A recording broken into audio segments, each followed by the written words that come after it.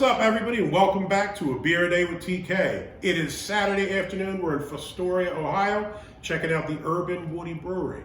We're on location, obviously. This is a little something different than my usual videos. So instead of just doing a beer tasting, we're going to actually talk to the folks that run the brewery and find out a little bit about this relatively new brewery up here in Fostoria. So, welcome back to the show. Obviously, I've got Anderson the Yeti with me. I have Mike and Tiffani that own the UrbanWoody, and Aaron's one of the brewers who works here as well. So thank you all for taking the time to be here with us. Greatly appreciate it. I guess let's jump in. How long you guys been in business? How long has this been open?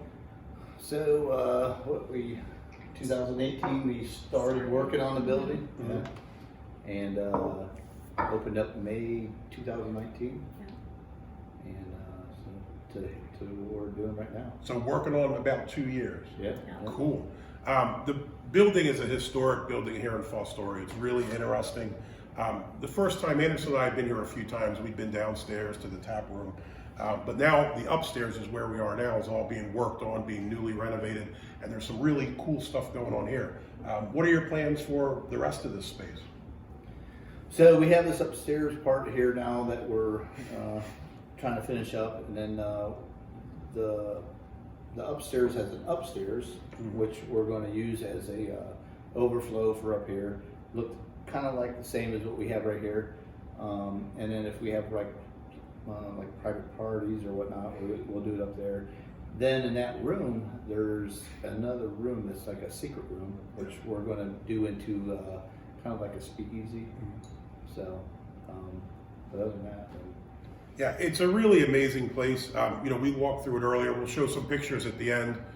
Some of it's finished, some of it's still a work in progress, but kind of give you an idea of what kind of space we're doing. It's really, the downstairs is relatively small, but upstairs there's so much room. All these different places. It's really old and historical. Has the cool, tin ceilings and all that kind of stuff. Really an amazing historic building. So it's really, it's going to be cool to see as it develops and what happens in the future with it. I guess the next question is this: how did you get into this, man? How did you decide to become a brewer and open a brewery? So, I don't know, probably 25 years ago, I started brewing beer and had one of those, I don't even know if they were called Mr. Beer Kits. Yeah. And is that the one with the plastic bottles? Oh, yeah. Look like an old keg. Yeah. Looks like a pretzel container or something, right? Yeah. So, I brewed a beer and it tasted horrible. But we drank it because you can't just make beer and not drink it, And so then from there, I, tried another one, a little bit better, and then I'm active duty military and I got stationed in Minnesota. And like, hey, I'm gonna go to brewery school. So went to brewery school out there, interned at a couple different breweries, and got stationed at Fort Knox, and told my wife, I was like, hey, let's start now. So so probably been brewing for 20-25 years, and went to school. And then Aaron, he's probably been 15 years probably. I think I'm around 10. 10. So, there's a couple other guys like Mike Harmon and Matt Good. They brew up here with us, and everybody that brews up here knows what they're doing. They know how to brew beer. So, and like Aaron's won a couple awards, Matt's won some awards, Mike's won some, I think. So. Call ourselves the Faux Town Mashers. Yeah. Well, it's pretty amazing. Again, to think you guys only been around for, in business, I guess, for 2 years, almost approaching 2 years. Yeah. To think you have that much experience and training and all that coming into this is, a little something different. A lot of the breweries you see out there, I think, are guys that started brewing in their backyards and kind of stepped it up and got a little better. But you've actually taken the extra step and gone and done the training and internships and all that kind of stuff. Which I imagine has to help considerably when you think about kind of the quality of beer and all that kind of stuff. It's really... It does, yeah, it does. Yeah. So let's ask this. We've been dealing with the year of COVID. What do you think has been your biggest challenges here? Oh, I heard. Probably the curfew. Yeah. That was a big issue. And limiting the amount of people that we're allowed to have in the building. That hurt too. Yeah, so for those that didn't know, we've had a 10 o'clock curfew in Ohio since when? Since May or something? When did that get put in place? I don't even remember when they got put in I place. think it was November. November? So we've had an 10 o'clock curfew for quite a while. They just lifted it, I guess, this past Friday. Well, in May, they put in the, 11 o'clock bars had to close. Yes. 10 o'clock, you had to stop selling, but you could sell to-go drinks. Yeah. Yes. And But then- before that, it was a shutdown. Yeah. I mean, you could Right. only Yeah. do to go before that. Yeah. Right. Which I imagine has got to be a huge challenge for, I mean, even established breweries. It's got to be terrible to try to do this as a relatively new brewery. You're now fighting, obviously the business curve that anybody who starts a new business is fighting, but now this has jumped in. Yeah. Um, Well, we had a huge community. I mean, The support we have Yeah. has been amazing. Last year when we were shut down and we were only able to do like howler and growler fills, I wish I would have gotten a picture of it, and I'm still looking for someone who has a picture of it. There were cars lined clear out in front, down the street and up the street, Both waiting to get howler and growler fills. And my son, Aiden, he would help me. We'd run out and we'd get the howlers. He would sanitize them before he'd bring them in. I'd get everybody's order, write it down on tickets, and he was inside filling them, and we'd take them and run them back out and take the money for them and everything. And it was so overwhelming, the amount, just to see that, the amount of people that were out there wanting to like be a part of it and like help us and keep us afloat during a very sucky time. Yeah, because this is not just us as a brewery. It's to be honest, it's like community. I mean, it is a huge community. People come up here all the time and help us out, and we would not be where we're at without that. And now, for people that don't know Fostoria, what is it? You say about 13,000 people here? Correct. So relatively small town, but obviously the community is rallying around you guys. They like what you're doing. Yep. Like a lot of places in the Midwest, a lot of towns have been hit hard with jobs leaving over the years. So I think that a lot of people are happy just to see new enterprise, new business come into the community. We live probably about 15 miles away. I'd never been to Fostoria in my life, never even really heard of this place. And I saw it on, what beer app did we have? Was it Untapped or something? It popped up, or? I don't remember if we found it on Untapped or just looking on Google Maps. Yeah, and it popped up like, hey, there's this brewery 15 miles away, and we were like, let's check it out, right? I mean, got to see what's going on. Came up here and was surprised. The beer was really good. We go to a lot of breweries, like I'm sure a lot of the viewers do, and the one thing that I've kind of learned over the years, I mean, I guess the first kind of wave of microbreweries was in the 90s. We had a lot of them pop up, and a lot of them went away because they weren't that good. And I think a lot of places we go to now, it's the same thing. They might look cool and shiny, and you have the industrial look and this, that, but the beer's not good. Yeah. So at the end of the day, am I going to pay $7 a beer for crap? No, I'm not going to. Yeah. And I think the thing that's surprising about this place so much is for being relatively small. The beer was, you guys nailed it. And I don't know, for me, the ambiance and all the other things are cool, but if your beer sucks, I'm not coming. Yeah. And that's what I thought was so amazing. And I'm going to start talking to you, learn about your guys' background and your history with brewing. And I really think it comes through in the beers. They're really, really quality, which is We appreciate great. it. Yeah. Back to the COVID thing, we came up here when the weather was a little nicer, and we noticed that you were able to close down the street in front of your brewery and actually put a band thing together, food trucks, picnic tables, the little gas fires, and that's really cool and thinking outside the box. But to do that, was there a lot of work involved with the community and with the city or even the state to be able to close down the street like that and take advantage of it? Not really. We just have to fill out a paper with the mayor of Fostoria, and the city has been excellent with letting us shut the street down when we have events going on and stuff like that. They're very, very supportive of us. Well, they had to add something into. Oh, they their- did do that, yeah. didn't they? Yeah. They changed. There was like a city ordinance or something that they ended up changing. They for changed us the law to for you allow guys. for Yeah. us to have picnic tables out there on the sidewalks and stuff like that.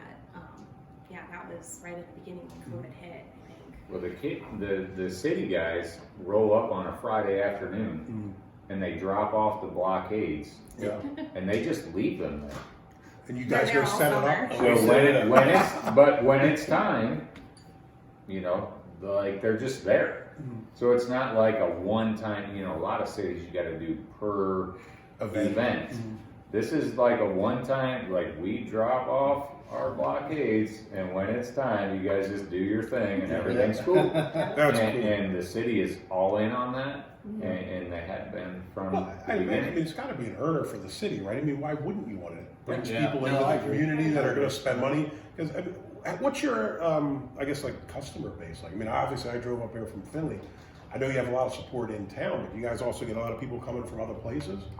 We have people from all over. I mean, Michigan, which is surprising because the UrbanWoody Brewery, you know, there's people from Michigan come in here all the time, and it's like, yeah, we're from Ann Arbor. I'm like, really? Okay, well, I mean, there's people from Virginia. There's people from California that come here, like, hey, I heard about your brewery. Like, wow, I mean, how did you hear about this? You know, so it's people from all over the place. You know, They heard about it on a beer day with TK. that's right. Yeah. Speaking of the brewery name and the Michigan thing, I'm sure a lot of people out there don't know the reference to the name. Explain the name for everybody. Well, it's just an urban woody, you know. So I mean, you know, scarlet and gray, those are my favorite colors. You know, But it's an Ohio State reference. well, I mean, if you want to think that, yeah, or you can think it was an urban woody. You know? I thought it was a combination of Urban Meyer and Woody Hayes or whatever, right? Well, I don't know. Maybe. Yeah. Maybe Maybe we're totally wrong in our assumptions. I mean, you know, everybody, you know, has their own opinion of what it's about. Now, to be fair, I'm from Philadelphia, so I don't know the Ohio State lore, so maybe there's more to it, right? Yeah. So. See what happens when you assume things.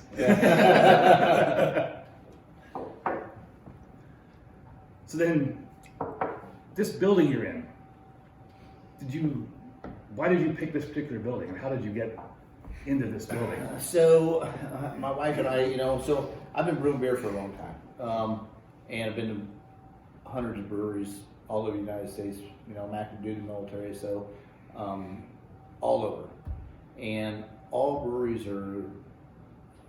You could just about say, you know, Morton building, industrial look, same chairs, same tables, this and that. And I just never been about that. I've always been about, you know, the historical side of stuff. And I wanted my brewery to be something unique, like the brick walls. We did this on purpose because that's what we wanted, you know. The old moldings and all that, it's just, that's what we wanted. The upstairs, downstairs, again, that's what we wanted. So, and it's unique. You're not going to go anywhere in the United States and find this exact same thing, you know. So that's kind of what we're going for, you know. So this building you said was historic. Obviously, this was originally owned by who? Someone who's a historic figure in Ohio. So Charles Foster, which was the 35th governor of Ohio, he built this building in 1882. You know. At one time, he was probably in this room saying, "Hey, look at this," you know, smoking a cigar, and yeah, a monocle or something. Right? Yeah, and he was probably drinking a beer, you know. So, yeah, 1882. I mean, and for me and for my wife, I mean, that's huge to bring something back to where it was, you know, at one point. Yeah, I mean, honestly, to see again, I'm from Philadelphia. We got a lot of old buildings. I appreciate them. Yeah. So to see a nice old building here, and you guys are putting the time and effort and money into rehabbing it. You know, we went through this entire place. It's amazing, cavernous, huge facility. Nice tin ceilings with woodwork and molding. The big double doors in the one room there. There's actually ballrooms in this place. When it's done, this is going to be a stunner. It's going to be an amazing facility. The work that's done so far is really good. Looks really sharp, and it is unique. You know, I know a lot of the viewers who've probably been to breweries, and sometimes they kind of feel kind of generic and, you know, cranked out. I know they're trying to look unique, but you're conforming in your non-conformity, basically, to look the same. This is truly unique, and it's truly historic, and I think it's a really great thing that you got going on here. Oh, thank you. Let me ask you guys this then. I know you're brewers, you're fans of beer, you make really good beer. What's your favorite beer? What's your favorite breweries, other than your own, obvious? That's funny. I was about to ask the same thing. Yeah. Ohio's a great brewing state. Michigan's a great state. Pennsylvania. We're surrounded by some really good breweries. So what do you think? What are your guys' top favorite breweries? So mine, I'll go first here on this one. So mine, probably Mad Tree, or not Mad Tree, Fatheads. Fatheads. I love the one beer that they do. what was that called? Sunshine Daydream. Yeah. I love that beer, you know. And I love some Rheingeist and the Truth and the Mad Tree Psychopathy. Well, they both out of Cincinnati, right? Man Tree and yeah. Rheingeist are both out of Yeah. Geist. I never know which one it is. They're Yeah. both out of Cincinnati. So I like those beers, you know. So, probably Fatheads is probably my favorite, you know. Fatheads is another great brew with local ties to this area. It's one of the brewers. It's from Ada, Ohio, which is a town I lived in for 13 years or so. It's kind of amazing to see people come from these small towns and really doing great stuff. About you, Aaron, what's your favorite? Well, my former roommate used to brew at Fatheads. Yeah. Until about a month or so ago. So I can always get on board with Sunshine Daydream, but I'm a stout guy. Yeah, He is. as am I. I like to go. Yeah. So I mean, you can't go wrong with any founders, you know, from KBS all the way through, and like Weyerbacher will throw out Some PA, some awesome stouts. the great Commonwealth of Pennsylvania. Yep. So I mean, I'm a stout guy. Have stout will travel. Mhm. I'm all in, but then I'll throw out some funky stuff. Yeah. You know, so when you get into the Athens area or, you know, Oxford, all down through there, I'll roll with those guys too. Some Jackie O's or something. Well, like I that mean, you one? can go from Jackie O's to Little Fish. Mhm. You know, we go down to Hocking every year, and Jackie O's and Little Fish are our two favorite stops. And I always buy some funk from Little Fish. Yeah. And keep it there for years. Let it get funkier. Yeah. And but that also goes next to all my stout like inventory, so I can do vertical flights. So you cellar them and do all this kind of Oh stuff? yeah, I do all kinds of weird stuff. We've got a good follower from the show. There's a guy I grew up with, a guy named Pete, lives down in the Philly area. And I know he sent us out some stuff from Russian River. He sent us out a 10-year-old bottle from Swiss brewery. Swiss Brewery, yeah, Nice. TF Ages, amazing stuff. Now, I wish I had the self-control to save more beers and sell them. Right now, I think I have the two Russian Rivers Pete gave me, and I have, when all the KBSs hit this year, I got like the Mackinac Fudge one, the Espresso one. I'm not huge on that one. But when you see them, you got to jump on them, right? You got to grab them. Yeah. Even if it's for trade value. So I picked them all. They're sitting in the bottom of the fridge in the what should be the vegetable crisper. I don't really use that. Yeah, that's exactly where I keep mine. That's great, and it's actually in my fermentation fridge. In the bottom. Yeah. Well, that is the same thing. When I bought the house, like they left the garage in the, they left the fridge in the garage, and I was like, beer fridge, right? Yeah. And I have all that stuff there, and I plan to let it sit there for a while. Will it happen? I don't know, right? Depends. If you have too many beers one night and you think, I still have those Trogs Mad Elf in the bottom, they might get raided. But the plan is to start being a responsible adult and storing them so I can do the verticals and stuff. Yeah. And I know my man Pete does it with Mad Elf. Is probably one of my favorite beers of all time. Absolutely. I absolutely love Trogs. And he's telling me like it gets better. You gotta let it age. And I'm just like, but yeah, then you gotta let it age. Like, right? You gotta let it sit there for a year. It's just so hard because it's such an amazing beer. But it's always kind of cool to hear what the brewers drink, right? I mean, I guess it's like what do chefs eat or something. Yeah. Right? Well, I have a great story about that because I brewed essentially a combination of KBS with Weyerbacher mole. Yeah. Okay. I brewed a blend of that, but homebrew level. And when Mike approached me about brewing beer, I had some cellar versions of that. So it was a habanero version of a breakfast stout, essentially, with some cinnamon in there. And self-professed didn't like stouts. Yeah. Right? At the time. I'm not a Like, stout fan. Yeah. He's like trying to get me to brew here, and I'm like, well, you want to check out some of my beers? And like, here you go, give this a whirl. They've never tried it. Yeah. They decided to try it live on air at the Caddy Corner Right over here. Right over radio here. station. Yeah. Okay, it's like the morning show. Yeah. And, Nothing like morning and I beer. was like- It was a breakfast stout, right? Yeah. It was a breakfast So it's like, do we want this guy to brew here? And I was Here's like- this beer and oh shit. That's got to be super stressful, right? Because you're sitting there like, geez, if this. oh, I wasn't Yeah. even there. Yeah. I gave it to him. Yeah. I'm like, all right, good luck to you. Let me Yeah. know what you think. And And he actually did that day, gave it to me, and Yeah. like, oh, here you go. Like, well, I Yeah. hope this is good. I will tell you this: the one thing. I mean, I guess you guys are obviously old enough. You lived through the '90s when we had, you know, the first. I guess great music. Yeah. Yes. Listen, Well, 80s we was only great. listen to Lithium. We only 80s. listen to Lithium and my Cheers. That's it. Yeah. No, 80s. Pearl was Jam, great. STP. That's But Foo it. Fighters has their own station now too. For now. I think they're going to move it or something. 80s But yeah, another beer. it's wonderful, right? And I think like I was very fortunate. My dad was from England, so my dad never really drank the Budweisers and that kind of crap. So I grew up with Guinness and Harp and kind of, I guess the European beers were probably the best thing you could have got back in the day. And I also didn't have to steal beers because my dad is European and didn't give a shit. You could drink beers when you're 9. He didn't really care. I always thought it was a trick. So until I was about 20, he'd be like, "You want a beer?" I was like, "No, I'm not old enough." And then later I was like, "Oh, damn it, he didn't care. I could have drank 50 beers. He didn't care." I've always kind of had an affinity for, you know, kind of better beers. And it was cool to see that first, I guess, rush of craft breweries. I mean, I know people will say Sierra Nevada and them guys started this in the 70s or something, but I don't know. That wasn't where I lived. I didn't really see it in Philadelphia. I don't know how. They were a bike shop that happened to brew beer. Yeah. That funded the brewery. Yeah. Well, I mean, it's kind of interesting when you think about the history. And you saw that first period kind of come and go. And we're in, like, in my mind, like the second renaissance, right? Like there's breweries popping up everywhere, which I think is magnificent. Some of them are going to fade because they're crap, right? It's just the way it is. It seems like anybody who's ever had 3 beers has opened up a spot now. Yeah. So it's kind of cool to see, I don't know, all these different variances. One thing that does kind of bother me, though, as a beer fan, I've been, you know, Anderson's been all through Europe. He travels with the metal bands. I've been to Europe and done different stuff, drinking, I'm sure you have in the military.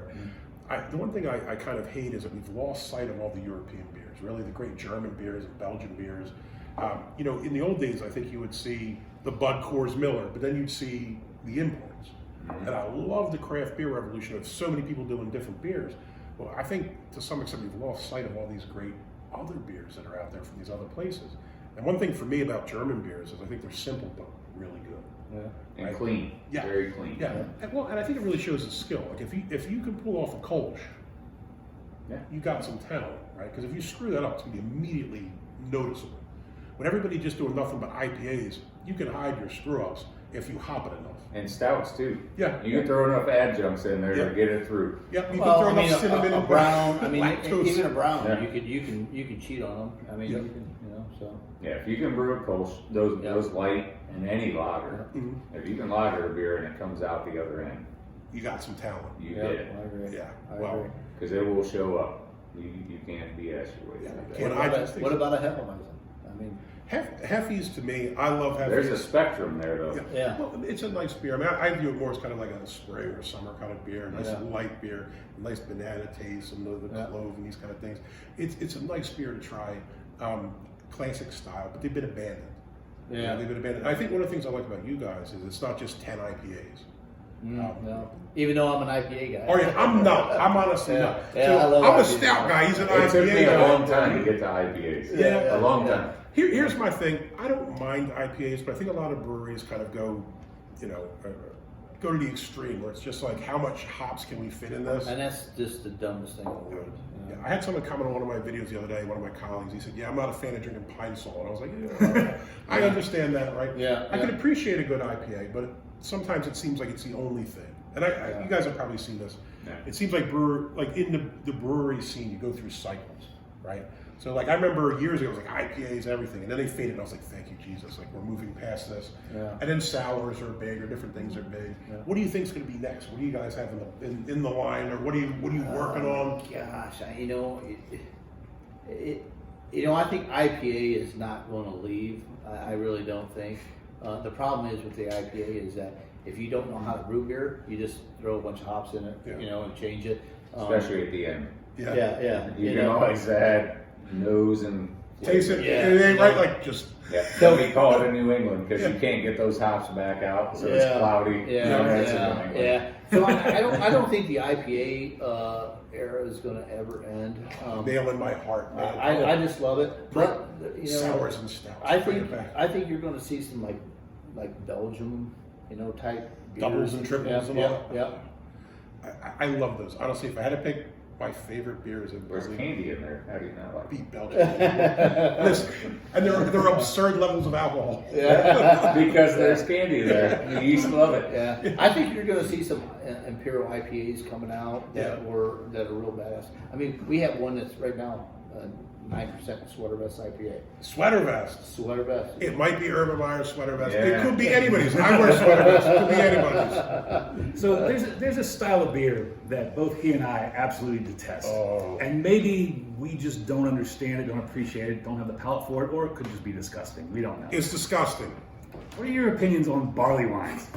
Oh. So when I was Just end it. We know. so when I was in school, we did Especially if a you're paying for it. yeah. Right. So Like, I'll make a barley wine if somebody else is paying for it. yeah. So I was in school. We one of the beers we did was a barley wine. Oh my gosh, this thing was like horrible. You know? They can be okay, It's okay, but but it costs more than like that big stout that you yeah. make. Yeah. Way I mean, more. we're in school, we're drinking the barley wine, and it's like, oh, we're jacked up here. In you school, know? we be drinking whatever, though. I mean, to be fair, right? Like, if it's But- there, that's yeah, alcohol. Yeah, and it's in school. If you want to get Yeah, drunk, Yeah. like, you pay Yeah, that it's, one. it was That's the like, one. I think it was like 14%. I mean, Yeah, it's right. like, holy smokes, you know. Was it good? No. You know? Yeah, could you drink it? After a couple IPAs, you know. Yeah. So I don't know. I'm not a big barley wine. There's been people that's asked me to do that though, but there's been people asking me Turn to do, those folks over to the authorities. They're Yeah, horrible, yeah, yeah. horrible Well, humans. everybody wants a barley wine, so you're like, this is how much it's going to cost. It's Yeah. $32. Yeah, yeah. Everybody wants a barley wine until they got to pay for it. But there's been people that said, "Hey, can you do a seltzer?" I'm like, "Seltzer? Yeah. No." Well, that's a new trend, though, right? I mean, Yeah. to me, I'm a purist, right? I'm kind of like beer. I don't even mess with alcohol really or anything else. Yeah. But like, I've seen a lot of the other folks we follow on YouTube doing seltzer reviews, and look, I've tried a couple here and Yeah. there. They're just, I don't know. Maybe it's just me being a purist. They're not for me. I get there's a market. You think it's going to stay? You think it's I mean, we lived through Zima. That was enough. There you go, right there. that's wave one? Right there. It's Zima that you don't have to have the Jolly Rancher to. Yeah. It's already pre-Jolly I Rancher. can remember in high school. In high school, I went to the corner bar where my grandfather We worked. are totally To buy giving like Zima. age and Yeah, shit. yeah. For some girls, it was not for me. Yeah, yeah. To buy some Zima, and I came in, and they had 1 6-pack of Zima. Yeah. And the bartender was a guy named Mike McCarron. This was McCarron's first inn. My grandpa worked there. I was in there when I was like 8 or something. I was drinking beers, and there was a freshman in high school. Our coach was at the other end, like, "You guys ready for tomorrow?" I was like, "Yep. We're in." And I remember So what buying. you're saying is my 5-year-old son has got a future. I remember buying the last 6-pack of Zima. And Mike holds up and he said, "Hey, everybody, look, he's buying Zima." And I thought, "Oh, my God. It's for some girls, it's not for us." yeah. And he's like, "Uh-huh, right, here's your Zima." I said, "How much?" He said, "You can have it, get it out of my bar." And it was embarrassing, but I was thrilled because it saved me like $7 or something back then, so it was a victory. But Yeah. Back when you bought cigarettes and asked for change when you gave $2. My wife used to work in a carryout, so she probably sold Zima, didn't you? Oh yes, Yeah. I certainly did. You know, it's kind of funny. I think about the old days. Like, seriously, we were freshmen in high school and roll in the bar. And as long as you sat down and you had to mind your business, like, nobody cared, you know? And now, obviously, it's a different environment. It's completely different creature. But it's funny to see things like Zima that we laughed at essentially making a comeback. That's what it is, right? Malt beverage, kind of fruit flavor. Pure sugar for yeast. Yeah. And then flavor it how you will. Yeah, I mean, I remember seeing it go. I remember going to England in about 1998, and they had kind of those Smirnoff beverages and those things, and we didn't really have those here, like the Alco Pops they used to call them. And I thought, like, thank God we don't have this crap in America. And now here I am. Now we have it. Yeah, here I am 20 years later, and everywhere I turn is turning into seltzer. Like, you see it at the shops, right? Like the sections that used to be beer, and they're shrinking, and I'm like, oh. But they wouldn't sell it if people didn't buy it. Oh, of course, people No. are drinking it, man. I mean, it's popular. And You guys there's sell a lot. difference, though. There's a difference between the people, doing Zima with with some Jolly Ranchers, and the people actually crafting it. Mm-hmm. And people now are actually crafting it. I mean, you've gone to different places. Yeah. I'm not a seltzer fan. It's but too I late. know- It's too late. You're now in the seltzer crowd. It's But I could say I bought seltzer, but Yeah. I've never bought it for me. yeah, fair enough. But what I can say is, if you went and got some InBev seltzer, that is a lot different than your local craft brewery that happens to take some pride in, all right, we're going to give into market trends, and we're also going to do the best we can do. That is a totally different story.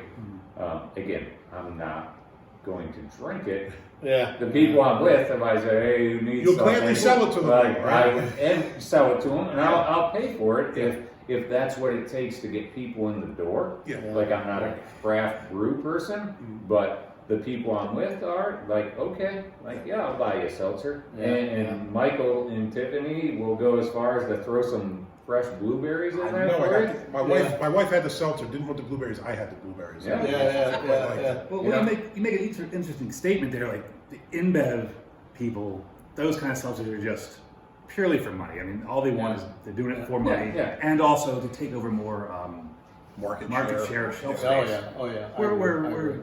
the craft brewer is doing it because they see that there's a segment of their customer base who comes in, who brings their significant other, who isn't a beer person, but would like to have some sort of beverage. And And so you're doing it more for your customers than trying to make money. Yeah. And it isn't just one way or the other. It's male or female. And I remember the first person that asked me to do a seltzer was a dude that like, hey, you do seltzers? Like, no, I've never done one in my life, you know. But I figured it out. Yeah. And I think they're pretty.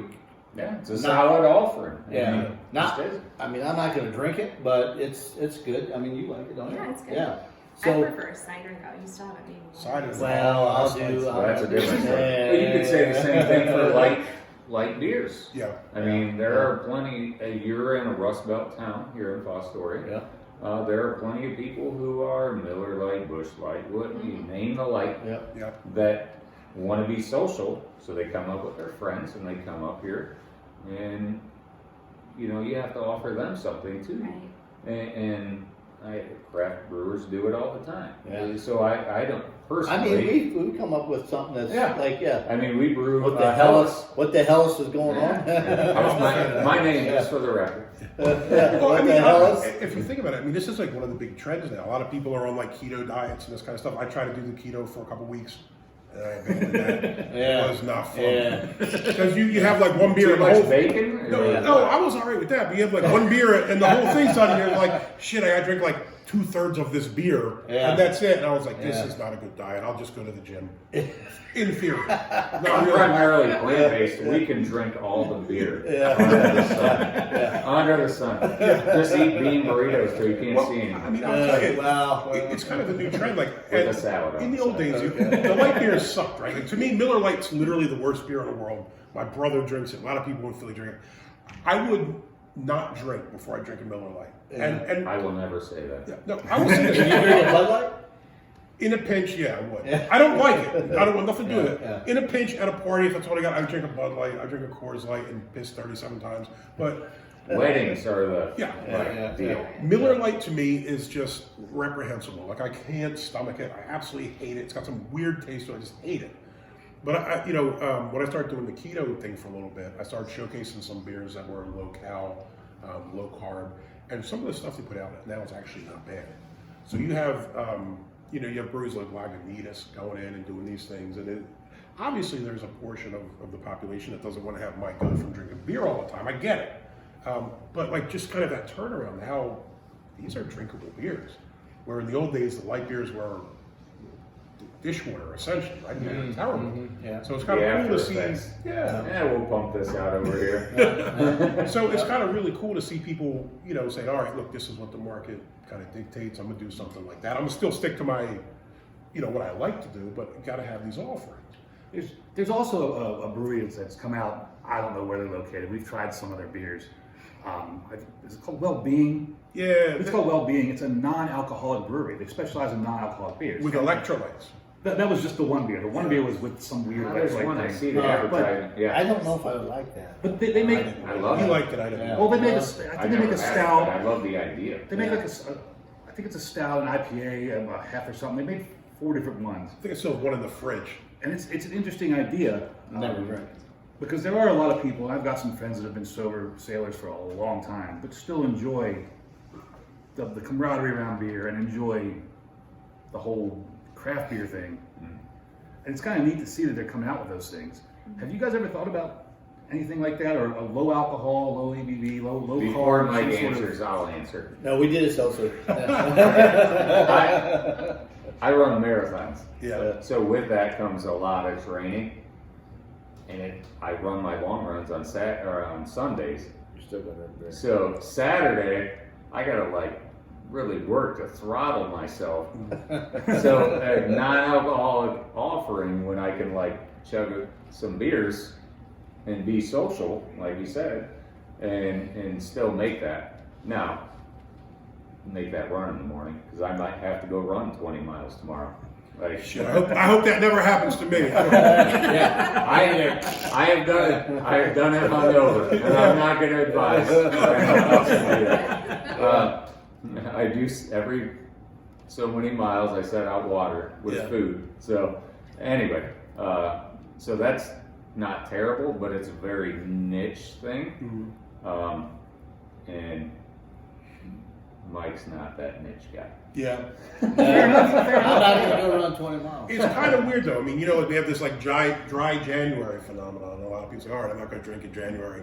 And I was Nobody like, in this town. No. I don't know anybody. it's New Year's Eve. It's like 12:03. I'm like, I'm out. Like, you know what I mean? It's too late. I'm already in. Like, Well, I sick of passed running. out. Yeah, but I mean, I guess it is a growing thing. In the old days, you'd see like Coors Cutter or Caliber from Guinness. Guinness. Yeah, and Yeah.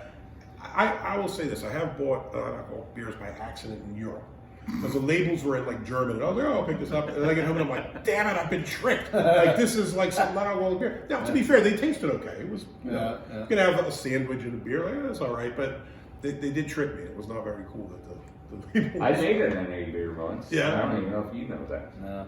I had a friend who wanted to surprise his significant other who didn't drink but enjoyed the flavor of beer, but for religious purposes didn't drink. And so we brewed actually the Harmony and took the alcohol out of it. And it went over pretty well. But I don't think in this area, It at would least, sell. yeah. No, we won't ever do that here. I Once you think- hit nationwide distribution, we'll talk about it. Yeah, Right? yeah. That'll be it. And that's what I think it takes is Yeah. a wide distribution area. I don't think anybody's going to a craft brewery To not drink. under the assumption that there's going to be something for them to drink that's not hot or water Yeah. or soda, however you refer to it. Depending on where you are in the I'm world. East Coast. It's soda to me. East Coast. Yeah. Pop out here. Yeah. Well, I guess we'll wrap up. I just wanted to say thank you guys for taking the time We're out to of talk beer. to us. This we're is a out of beer. great facility. If you're ever, we're out of beers. And Definitely need to do beer. And I gotta go to the bathroom, so you know what I mean. If you're ever out in Fostoria, come and check this place out. It's a really unique building, really good beers and really good people. Again, small town. The community buys in. There's usually food trucks out here. Last time I was here, I think they had the tamale truck. I'm a fan of Pizza tamales. tonight, man. Yeah. Pizza tonight? That's Yes, awesome. we're having pizza. So come and check it out. I'm gonna have some pizza now that I know that it's downstairs, and I'm gonna forget about that marathon talk, and I'm gonna enjoy it. You come run with me in the morning. I'll make it 37 yards, and then that's it. That's it. I'll make it to the Well, first beer. it's about 1.1 miles from my house to here. Is it? Yeah. I will walk Give it a that whirl. in a natural disaster, maybe. Until other than that, no. No. But hey, this is the first episode we've done where we went and visited a brewery. I hope you guys enjoyed it. At the end here, I'm going to show you some video. We'll go through the building and show you some of the upgrades that are in progress. Hopefully you like it. Come out and check out the Urban Woody. This is a great little place. Hey, until next time, have a wonderful weekend. Cheers. I would drink my beer, but it's empty. Cheers.